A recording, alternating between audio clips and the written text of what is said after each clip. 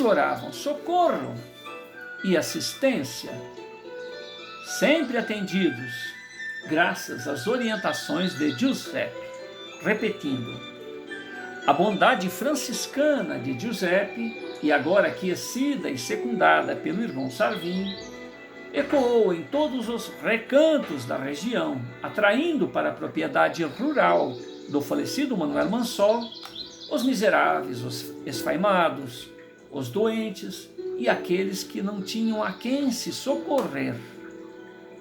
Verdadeira legião de pedintes, miseráveis, migrava pelos caminhos que chegavam à casa de Felina Mansol, onde imploravam socorro e assistência, sempre sendo atendidos, segundo as orientações de Giuseppe.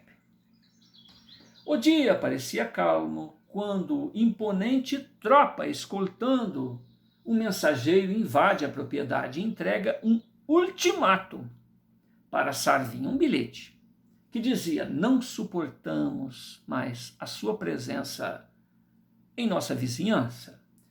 Mude-se imediatamente, ou sofrerá as consequências. O bilhete trazia o prazo de 24 horas para cumprimento, para execução, e ainda a assinatura dos antigos companheiros de Sarvin, que apresenta e lê o bilhete em voz alta para todos. Giuseppe, à sua maneira, sempre serena, sempre segura, pensamento inovador, corajoso e diverso ao comum das pessoas, a tudo ouviu, abraçou Sarvin e disse: nada tema, Sarvin, ignore o bilhete. Estaremos aqui até o último suspiro de nossas vidas. Quem tem o sol cósmico não teme a escuridão. Ele, Giuseppe, decidiu que naquela noite permaneceriam em preces até se findar prazo estabelecido pelo antigo grupo de Sarvin.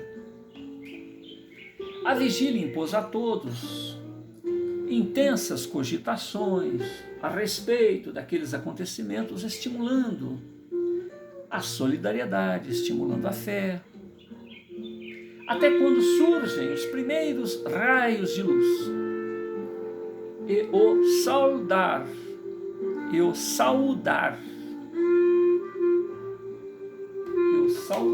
saudar, saudar é pagar, né? E o saudar matinal dos pássaros em onomatopeias variadas, ignorando o cansaço e a apreensão dos residentes, repetindo. A vigília impôs a todos intensas cogitações a respeito daqueles acontecimentos, estimulando a solidariedade e a fé, até quando surgem os primeiros raios de luz a saudar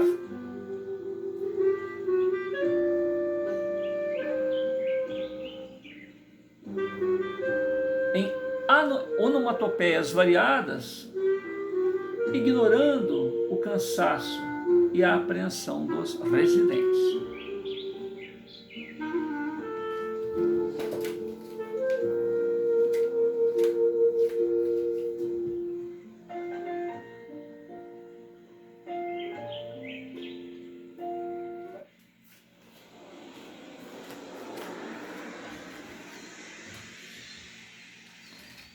Amanheceu o dia, então. Giuseppe, de faces alteradas, olha fraternalmente para Sarvin e diz: Sarvin, abristes teu coração para a justiça, e ela também viajou ao teu encontro.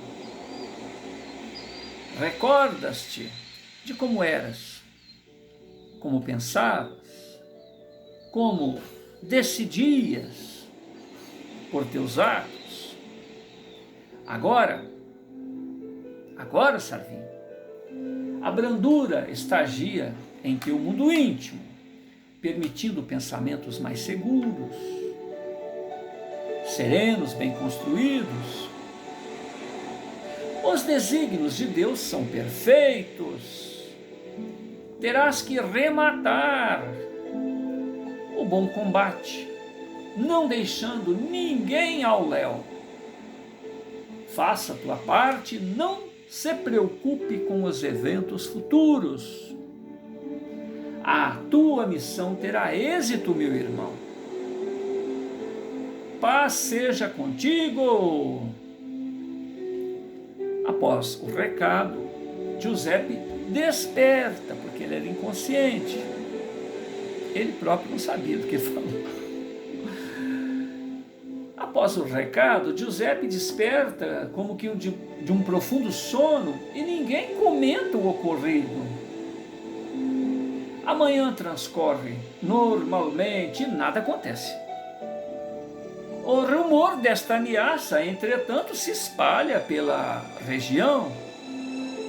Todos sabiam que algo de ruim iria acontecer com Giuseppe, Sarvinho e seus familiares. Reuniões e mais reuniões da elite local se seguem com temas variados. E a decisão quanto ao destino da família do falecido Manuel Mansol, ex-líder desses coronéis, permanece um mistério. A elite, atenta à insatisfação de seus escravos e subalternos, dá prioridade em organizar a vigilância noturna e adquirir armamentos de recarga mais rápida, até que em noite calma de lua cheia, sem nuvens a empanar, obscurecer as estrelas do zimbório, então uma noite bem clara, estando o satélite lunar a observar as árvores, os animais noturnos, em sua rotina, a silhueta dos montes e das aldeias. O satélite noturno se surpreende com a ação furtiva de uma malta de rebelados, enfurecidos, dispostos a retribuir as dores sofridas e fazer tingir a terra de sangue. A vingança inflama seus olhos.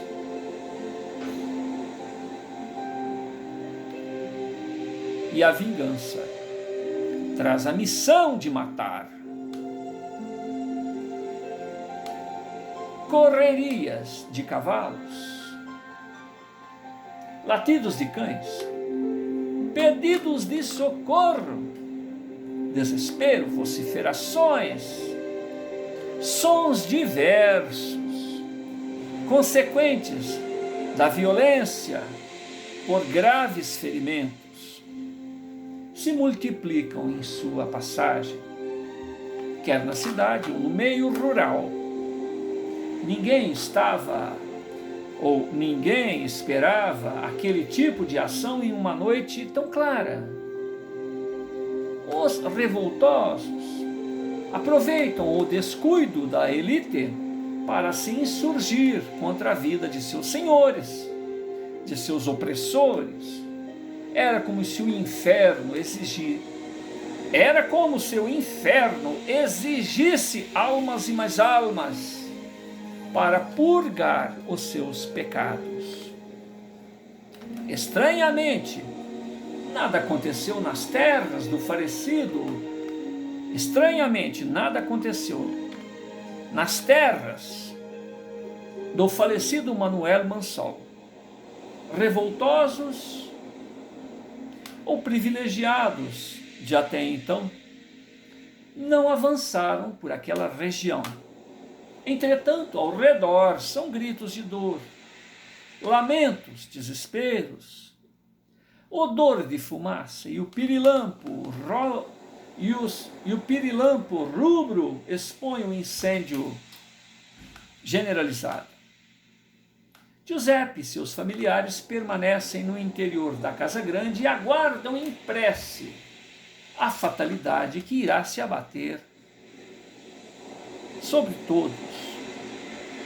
O dia amanhece e logo se percebe o número de cadáveres e feridos espalhados pelas estradas, vias públicas, vítimas de si próprios. E em ambas as partes conflitantes, Giuseppe, atento às informações espirituais, diz aos fraternos: o Senhor nos mostrou o quanto é misericordioso e infinito o seu poder, nos poupando a vida e a integridade física. Louvado seja o nome do Deus Altíssimo.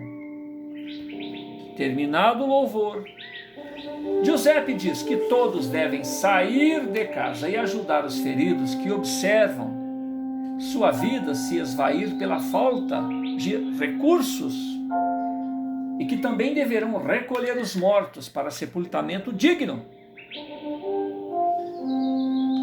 Espantado, Sarvin intervém e diz que foram poupados para procurar a morte,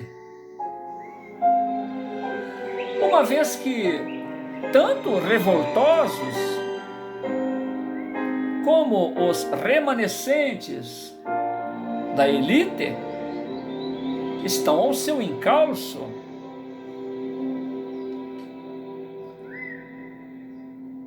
Giuseppe repreende o primogênito, dizendo que só estão vivos, porque Deus assim o quis,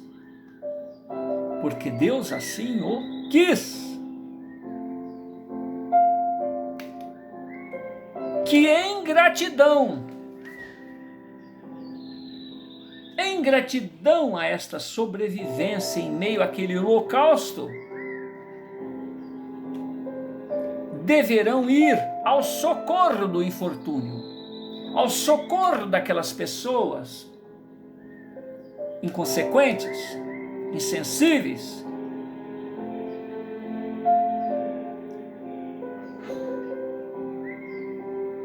inavisadas e, de outro lado, sofridas, buscando seus direitos. Se o resultado desta busca de ajudar estas pessoas for a morte, que assim o seja, Sarvin. Página 60. Giuseppe continua: somos almas em resgate. Todos nós somos almas em resgate. Filhos de Deus, convidados a nos melhorar em serviço ao próximo. Não se prontificar à solidariedade diante de tanto infortúnio e ignorância do amor é desmerecer o amor de Deus ao nosso favor. Não devemos temer a morte. Não devemos temer a morte. Somos espíritos imortais, todos nós. Só estamos vivos porque Deus assim o quis.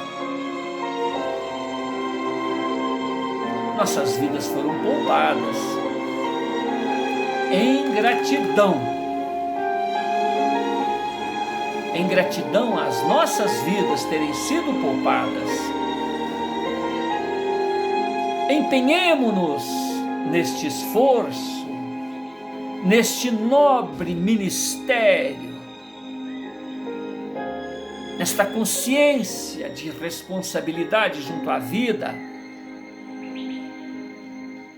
em socorrer os irmãos caídos,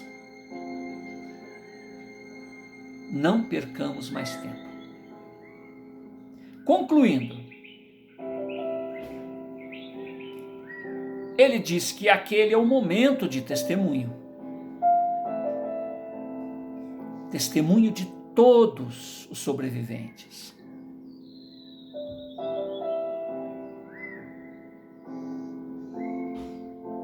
Exemplo de amor para aqueles caídos.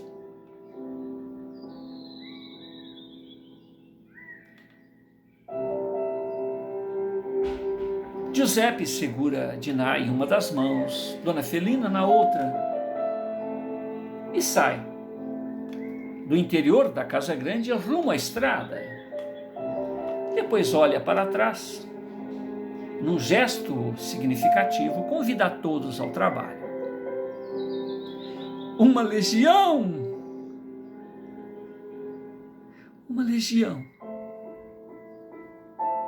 de servidores acolhe o infortúnio, acomodando corpos e estropiados com profundo respeito. A oportunidade, ou melhor dizendo, a propriedade de Dona Felina se transforma. A propriedade de Dona Felina se transforma num centro de socorro. Para aquelas paragens é um intenso movimento, num ir e vir. E mais que o recurso material disponível, é o desvelo, é o acolhimento dos atendentes desta caravana de luz, desta caravana socorrista.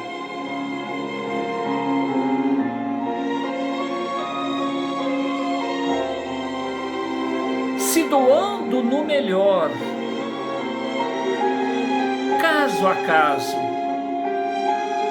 solicitude, empenho, doação que jamais será esquecida pelos atendidos ou por suas famílias a posteriori.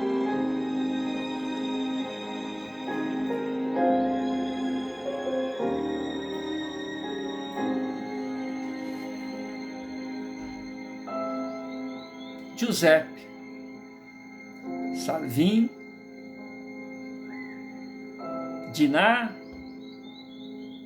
Dona Felina, Crustácia, são nomes a posteriori citados como reverência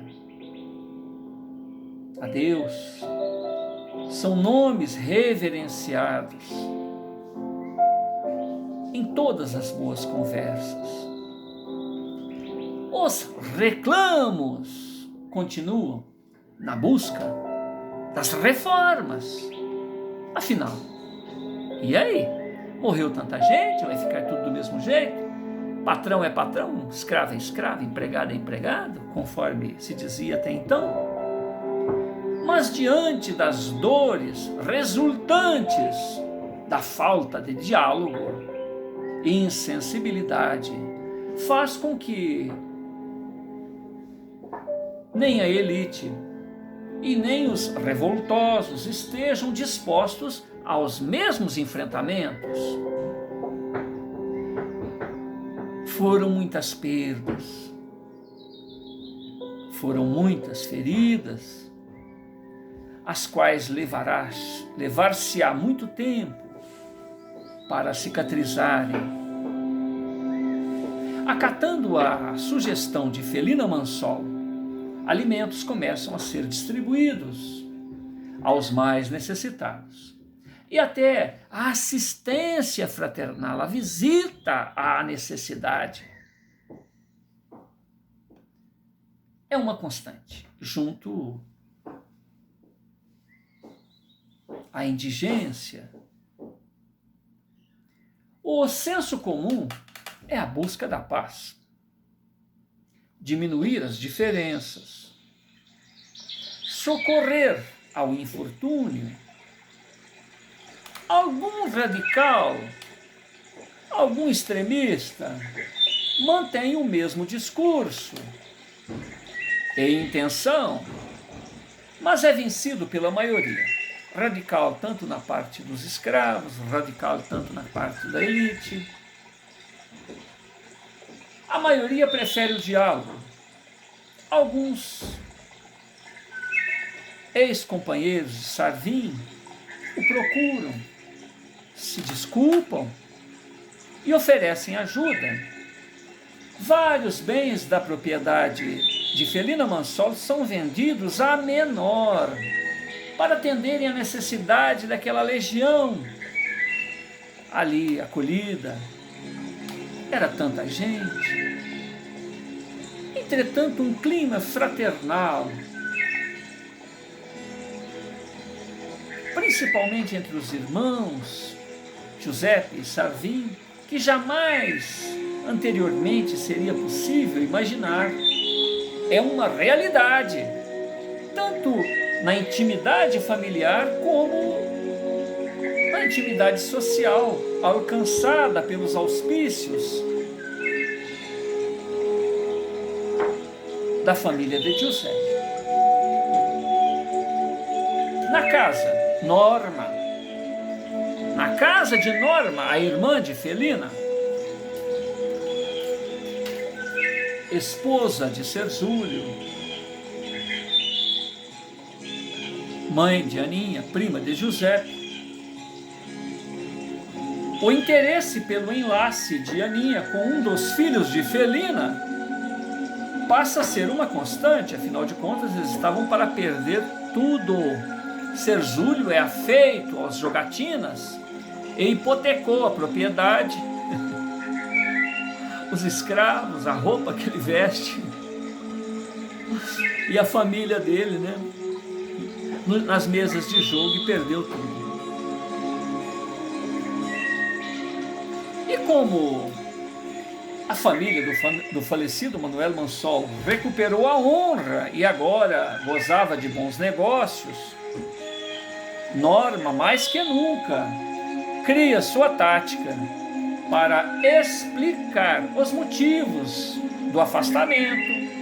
Até então, quando tudo estava ruim, né, pro lado da família da Felina Mansol, e da atual visita, porque agora ela vai levar a Aninha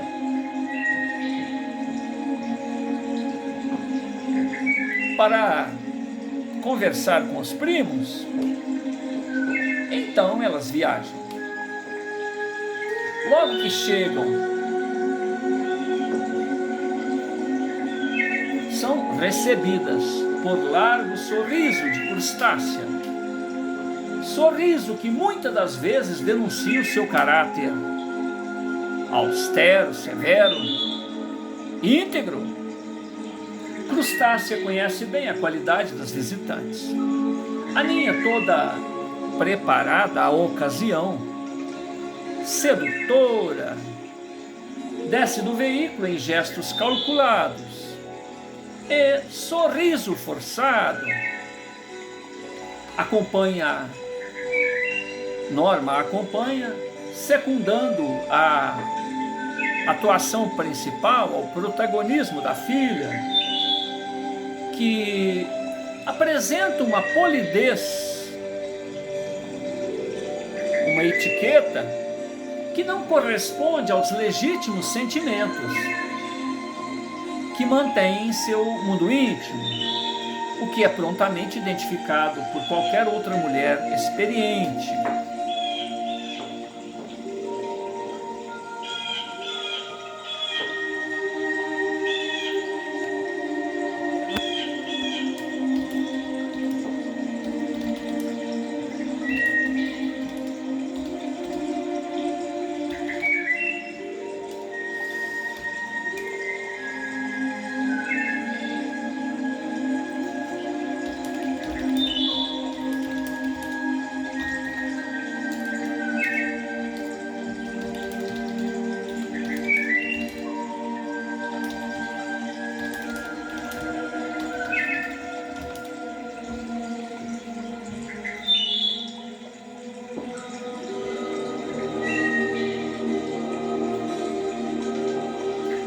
página 61, página 61.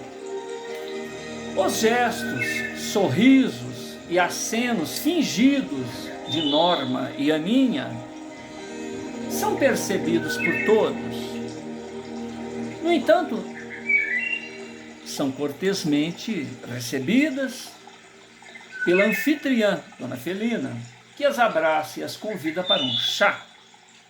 Felina dirige meigo olhar para as visitantes e ordena a Crustácea que a sirva. Assuntos diversos vão se desfilando entre as irmãs e a sobrinha de Felina. Entretanto, Norma e Aninha não conseguem retribuir a franca lisura de Dona Felina, dona da casa. A anfitriã. Uma vez que o afeto pouco lhes interessa. Norma e Aninha estão cobiçando o dinheiro acumulado pelo falecido Manuel Mansol, seu cunhado, o falecido esposo de sua irmã. Diante do desconforto de ambas, a visita se fez breve. Norma e sua filha retornam à própria casa. Despindo-se do fingimento, avaliam a situação.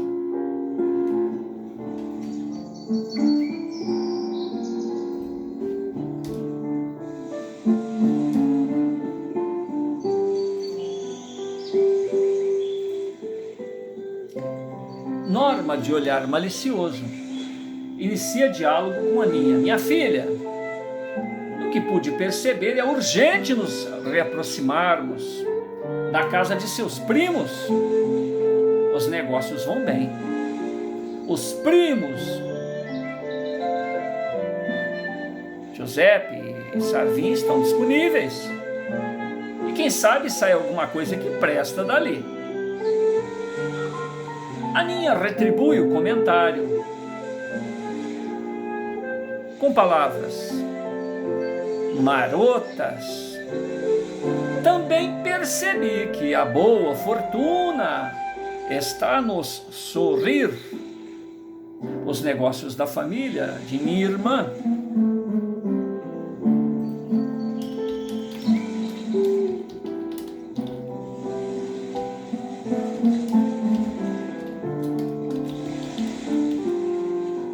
de minha tia, que a Aninha está falando, né?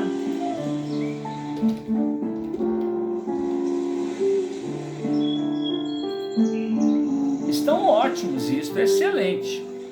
Acho que a hora é agora, mamãe.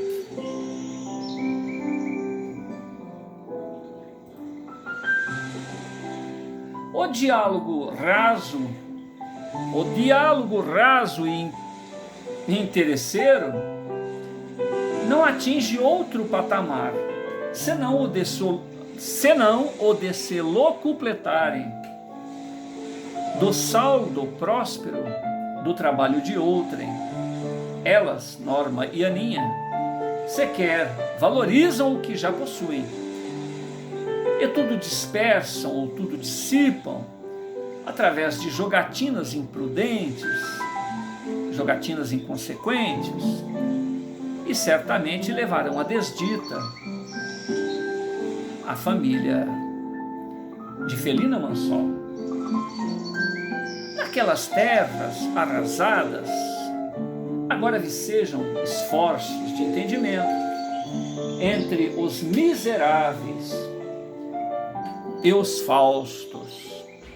Ao que tudo indica, um bom acordo estava prestes a ser concluído. Sarvin continua a seguir as orientações do irmão mais jovem, Giuseppe. Os dons de Giuseppe permanecem mais controlados, sem peculiaridades de estranheza, sem peculiaridades de estranheza ou alarde. Dona Felina e Aninha se ocupam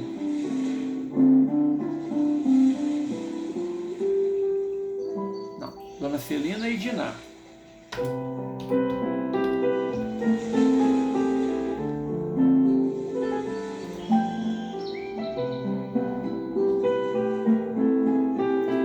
Dona Felina e Diná se ocupam em afazeres domésticos, porém elas se mantêm atentas e solícitas aos entreveros entre servidores, coligados e vizinhos.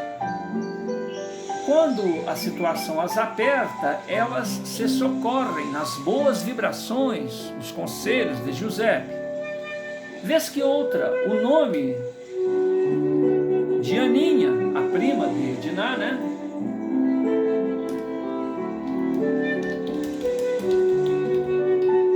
surge nos diálogos entre Crustácia, Felina e Diná. E esta, que no caso é Diná,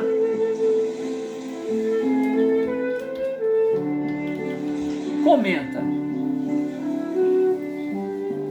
Aninha ainda terá a oportunidade de reformular os seus conceitos e intenções. Que Deus a socorra em seus pensamentos e desejos. Giuseppe sempre diz aos familiares que se deve pensar o melhor a respeito das pessoas.